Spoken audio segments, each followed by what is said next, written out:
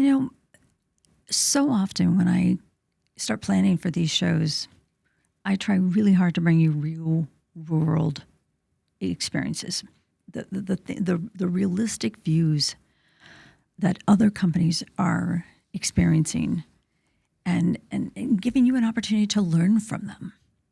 I mean, we've talked about this a million times here on the Human Resource.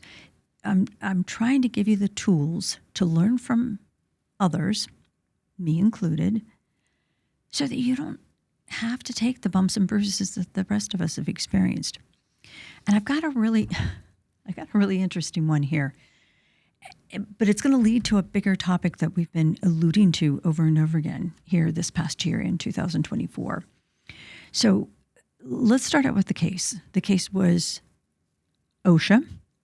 And believe it or not, we sometimes kind of forget that OSHA's out there and that they're filing claims other than just, serious workplace injuries of machinery and those kind of things. But OSHA still has a very active part in workplace violence.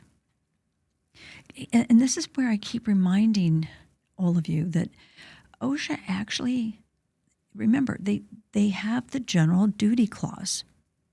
And that requires all companies, if you employ people, you are responsible for providing a safe and secure workplace.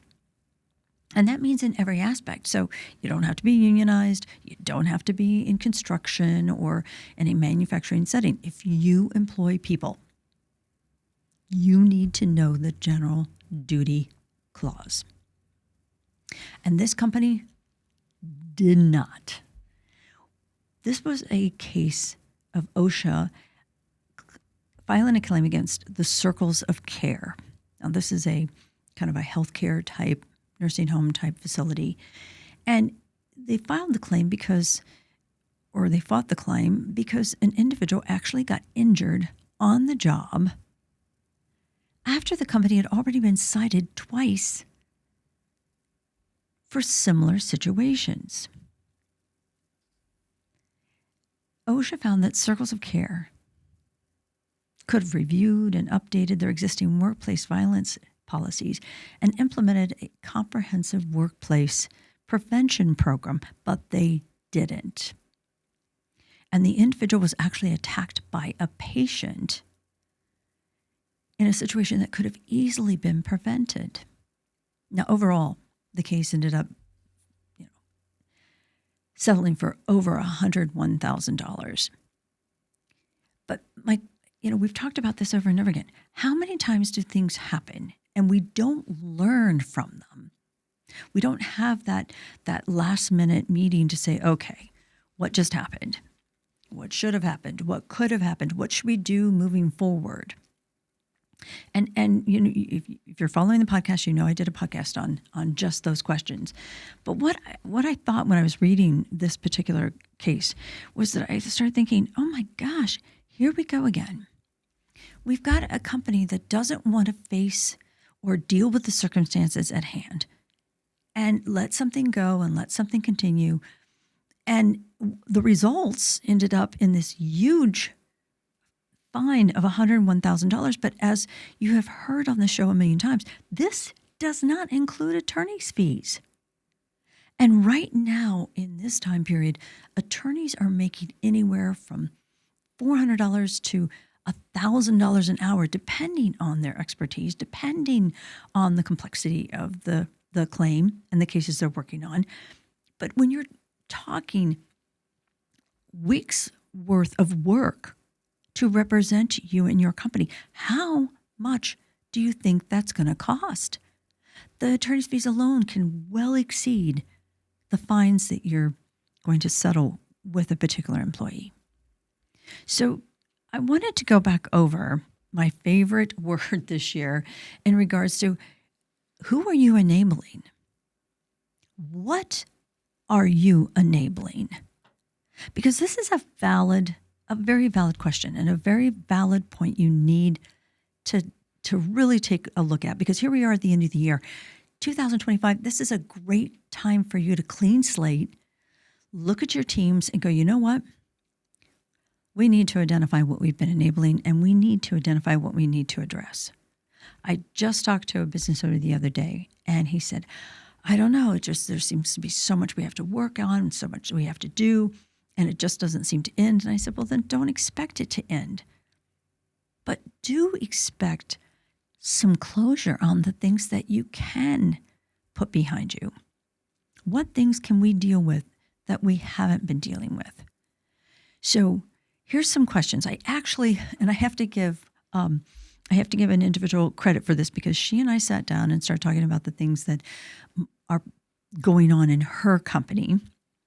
And Jen, I'm giving you full credit for this, because you sat down with me and we went over points that identify enabling in the workplace.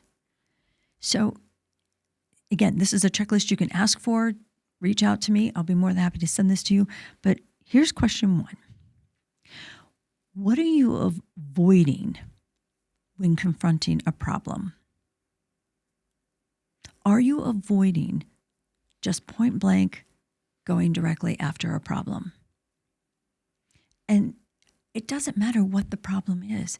It doesn't matter whether it's a bully on the work floor, or whether it's not working on your open enrollment in a timely manner for benefits. It doesn't matter whether it's recruiting and spending the hours you need to in getting the best candidate versus taking care of that individual who just can't seem to come to work on time. What are you avoiding? Confrontation's hard. I get that, but I have recommended over and over again, Crucial Conversations is a phenomenal book when it comes to confronting difficult conversations. Think about that. How about number 2?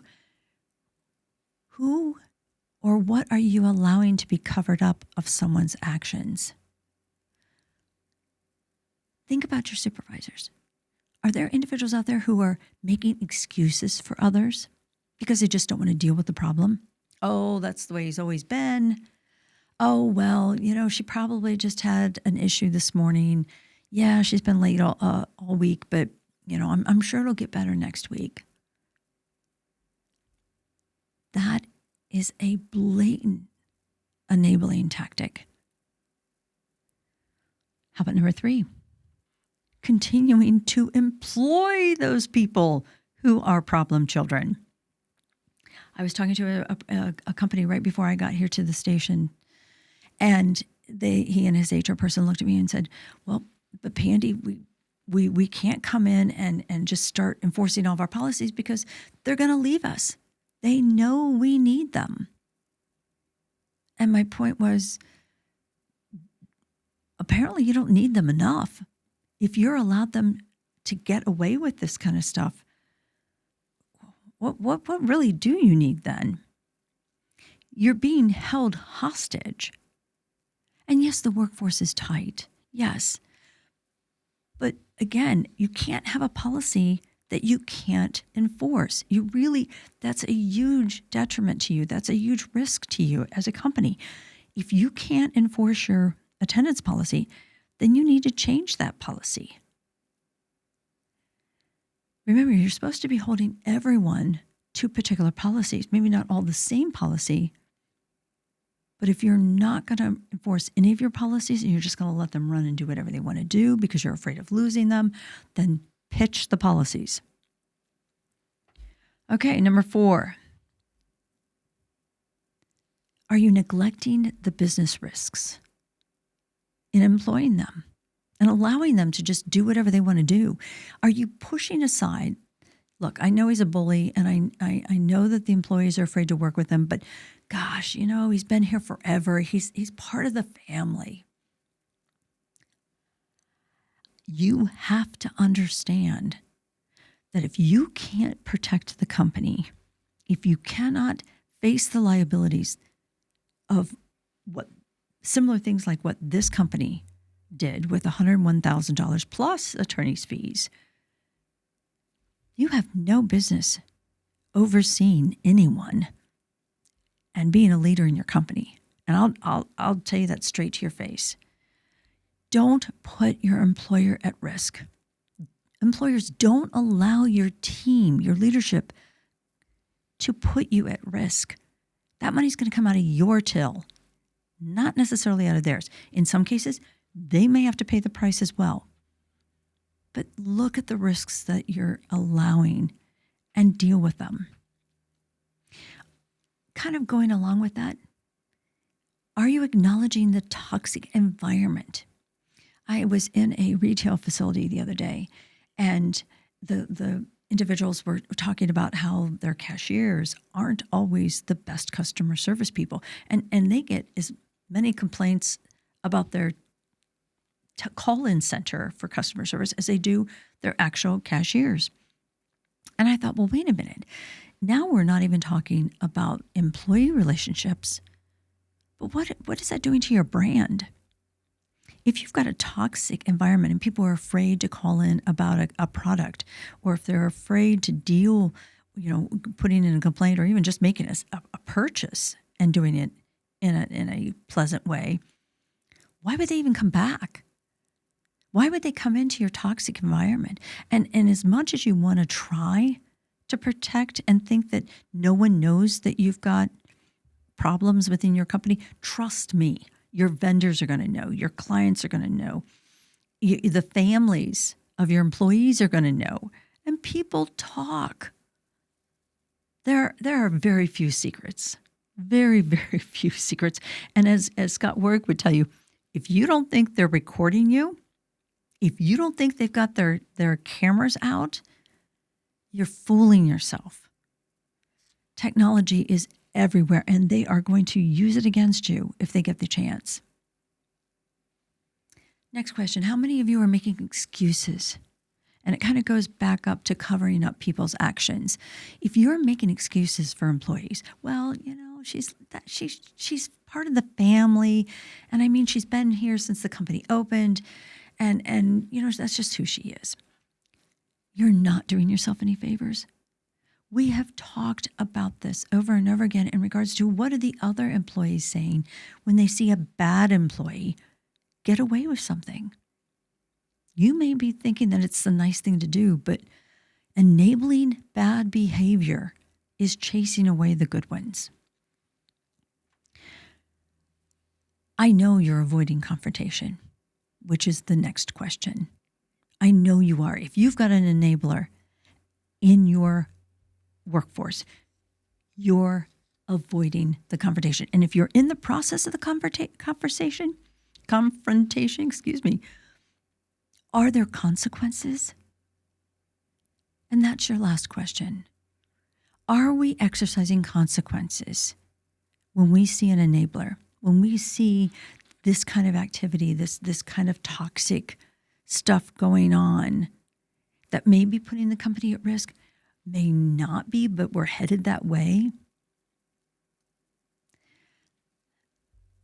Listeners, viewers, please understand, you don't have to put up with what you're putting up with in many cases.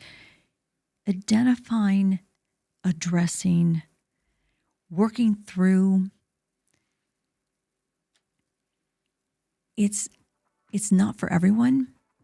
But if you're going to be a leader in the organization, if you're going to say that you've got HR anywhere close to your role, then you better learn to identify those enablers and address it fast.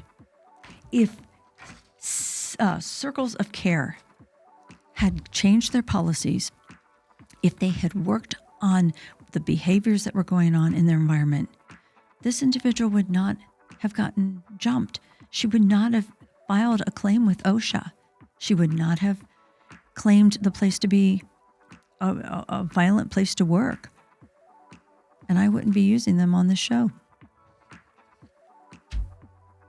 Look, sometimes we just need to take a good hard look at ourselves, express some humility, and get it turned around.